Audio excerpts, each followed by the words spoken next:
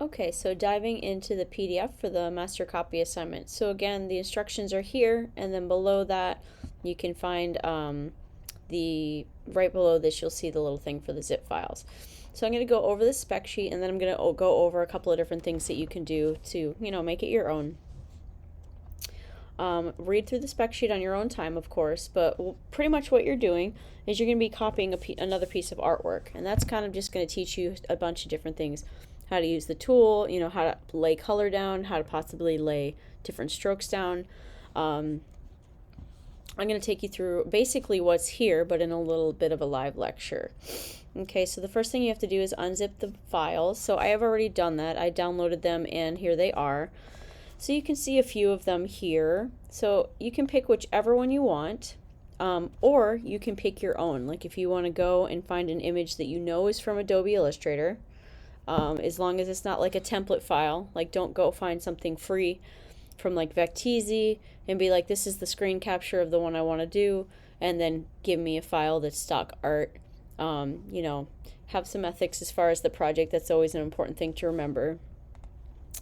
You could pick anything here, or you could pick something on your own. Just kind of look at the complexity of these files and kind of, have common sense with what you're kind of picking. If you want to do something, obviously a circle with just like a fill of color is not going to be enough to just copy. Okay, so what we'll be doing is selecting an illustration and basically copying it. You can read through the directions here. I'm actually going to do a live demo on how to do this. Let's pick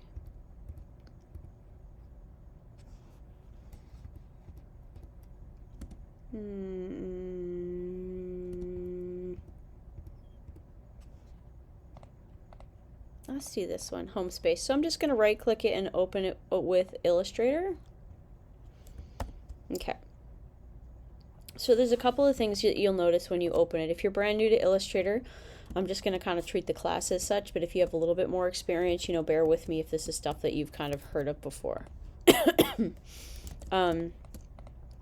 So anything that is outside of this rectangle is technically not inside the artboard. So what that means is you will basically only see, this is your trim area. So this is what you would actually see if you export a PDF.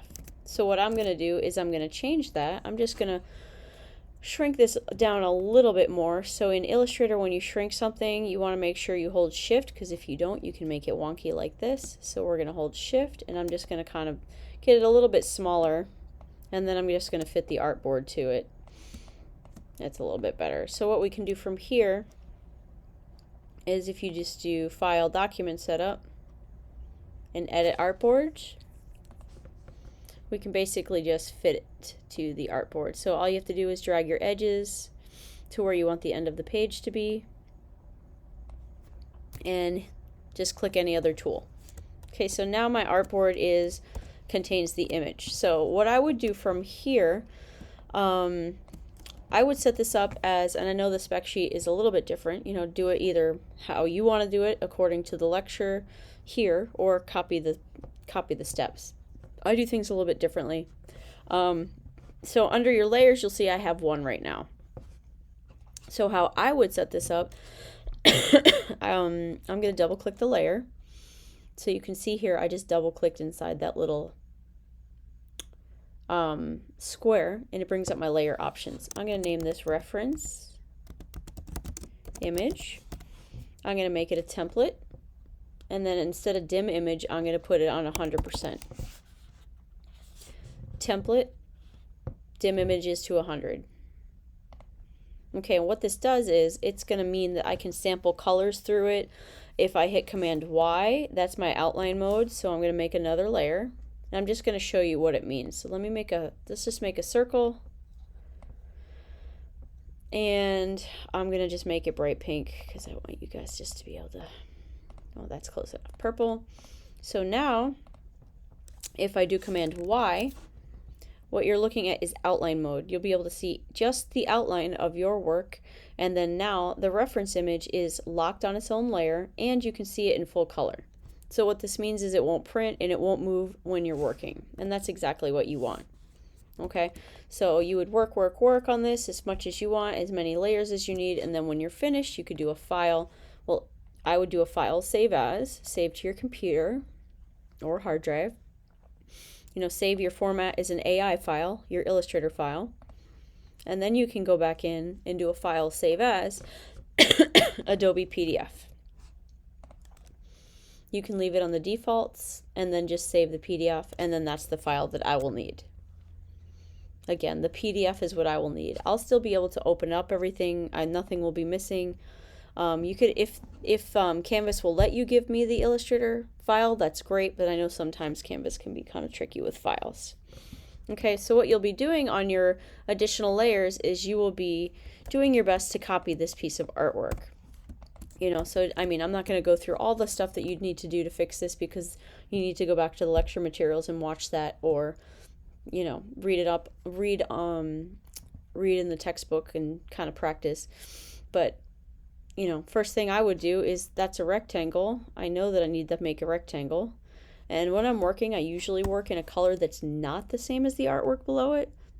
I'm not going to be like super crazy, like, yeah, you can see that I missed here. I'm not going to be like, oh, F, you didn't do it perfectly. But what you can do from here is you could do Command Y. Now I'm in outline mode here. You can hit I for eyedropper and select right through it to this reference layer. And now if you hit Command Y, you'll see that this is, instead of purple, it's the same color beneath it. Okay, so that's why it's good to have your reference layer below it, because you can see as you're creating it, you can toggle it on and off. From there, I mean, that's why I picked something geometric here, because it's pretty easy to kind of recreate when you're starting off. I could come down here, use my pen tool, and just create some lines.